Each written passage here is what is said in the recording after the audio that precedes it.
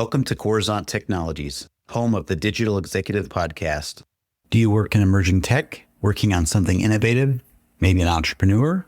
Apply to be a guest at www.coruzant.com/brand. Welcome to the Digital Executive. Today's guest is Behdad Jamshidi. Behdad Jamshidi started CGM, the marketing connector, after realizing that most companies don't know how to evaluate the value of a marketing agency or assess their own needs. Since every business is different, not only in their needs, but where they are at in the growth process. It isn't a one size fits all. In the past 7 years, Behdad, or B, has met with and assessed 1,071 plus marketing agencies and bedded them down to a lean 100 preferred partners across all marketing niches. After pairing hundreds of businesses with the right partners, he's found his skill set lies in the matchmaking process. Well, good afternoon, Behdad. Welcome to the show. Thanks for having me, Brian. Absolutely, my friend. I appreciate it. Hailing out of Vancouver, British Columbia. It's been a while since I did a podcast in Vancouver. I'm in Kansas City. So I really appreciate you making the time, traversing the time zones here. And so, Behdad, let's jump right into your first question. You built CGM after realizing that many companies don't know how to evaluate the value of a marketing agency or even assess their own needs. What was the key moment or insight when you said, this gap is so big, I'm going to build a business to fix it? And how did your background in engineering, consulting, and strategy help you see that? Yeah, this is a great question. I mean, when I first got into this space, I was working as an engineer, a sales engineer, working with mid-sized businesses, doing a lot of consulting, mapping things out and helping guide business. And when I got into the marketing space, it's just super random. I'm just a very curious human, so I like to learn stuff. So I started building out websites, Google Ads, SEO. Very quickly realized I hated doing 80-hour websites on the weekend. It just wasn't fun. So I started looking for different marketing agencies to work with. And as I started putting businesses and marketing agencies in the same meeting, I noticed that they didn't speak the same language. Agencies didn't understand business and business people didn't really understand marketing. And so I started thinking, okay, what if I was able to bridge this gap and bring people together? And where this really highlighted it for me was when I was working with a customer and they needed to build out a website. And I went and found them a marketing agency that could help them build websites. They had an amazing designer and the work was really, really well done. And after the website was done and they were really happy with, they needed to do Google Ads and SEO. And very quickly I realized, oh, this agency says they're good at Google Ads and SEO, but they're not good at it at all. They're just really good at building websites. And so I started looking for other agencies to see if I could match them with my customer with another agency. And then quickly started realizing other agencies also were only good at 1 to 3 things in a business when it came to marketing. And as I kind of went down the road, I thought, okay, well, maybe I just haven't talked to enough partners. As I've talked to over 1,081 different marketing agencies and experts now, and I've come to realize there is no one size fits all marketing agency. It really comes down to like what the business needs, what their size is, and which channels make the most sense. And then marketing agencies are typically good at 1 to 3 things. Only 11% of them are good at 1 to 3 things, and the rest are good at nothing. And so that's kind of how I figured out there's this massive gap. There needs to be someone in the middle figuring out who needs to talk to who at what time to allow the businesses to grow. That's awesome. Really appreciate that. And I liked the backstory, how you got into this, right?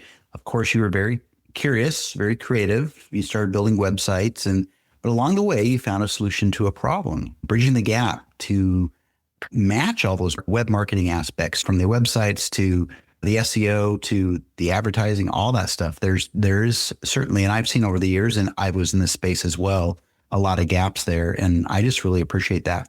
So Behdad, you've spoken about businesses hiring B player agencies and moving slowly while an A player agency can accelerate growth exponentially.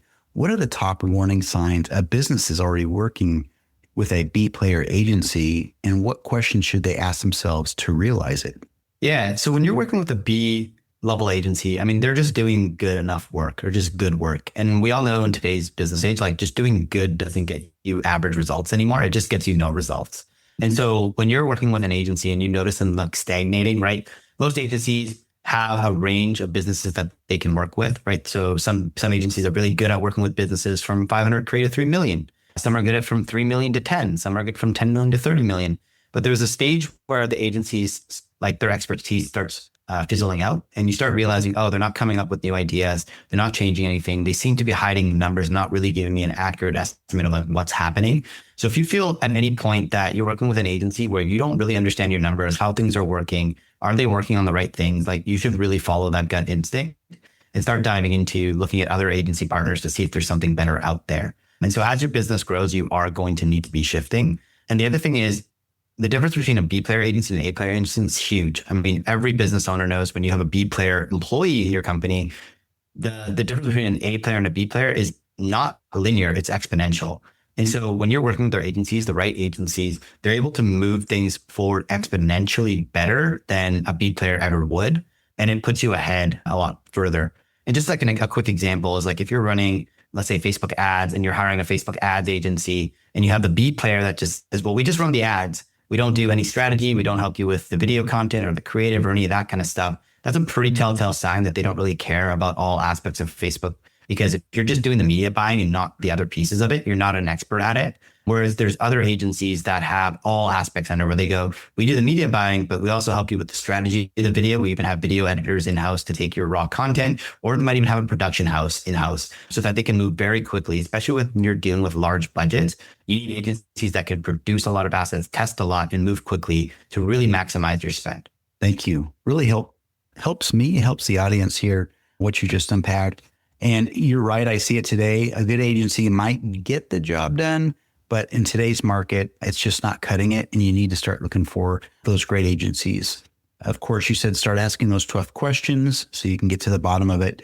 And what I like, really what I heard is the difference between an A and a B player really is exponential as far as quality and growth. And I think that's important. So thank you. And Behdad, you've met and assessed over 1,000 agencies to arrive at a lean network of high quality partners. What are the critical criteria you use?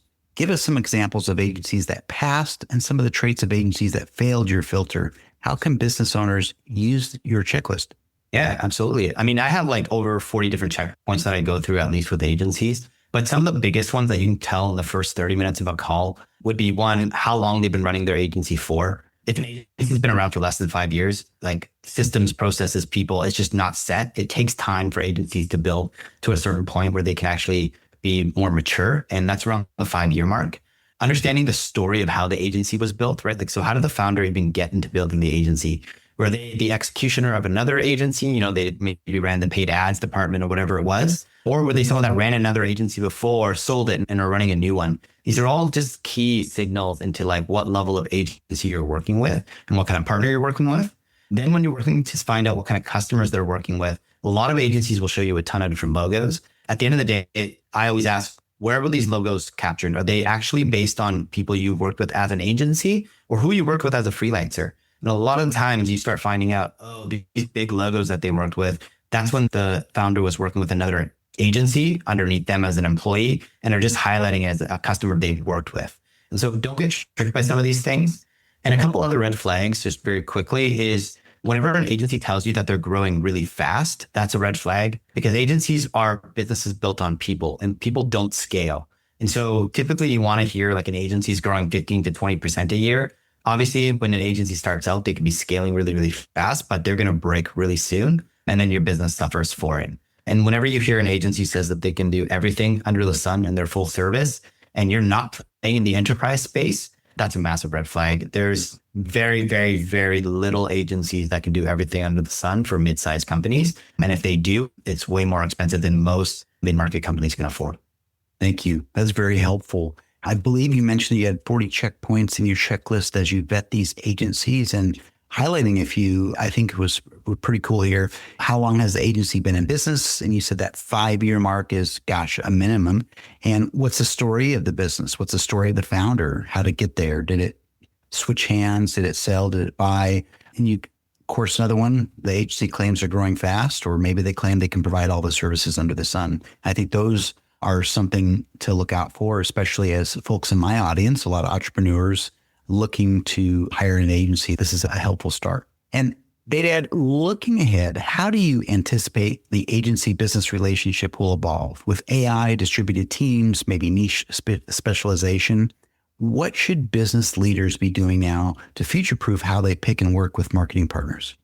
And it's a great question. I think like let's talk about the simpler ones, like the workplace and where people are working like all over the place. That's already happened. So I don't think that's a big shift at all on that front. But when it comes to things like AI, things are shifting quite a bit. And so what I think is going to happen with a lot of different marketing agencies is that execution is becoming easier and easier to do, and it's going to require less effort there. And so you're going to be needing to look to make sure that your marketing strategy and what you're doing on the strategy front is really sound, because execution is going to become way easier. So whenever you're looking for work with a marketing agency, make sure that they have some sort of strategic resource in-house instead of just like hiring them just for execution, unless you have the strategic resources in-house and all you need is execution work.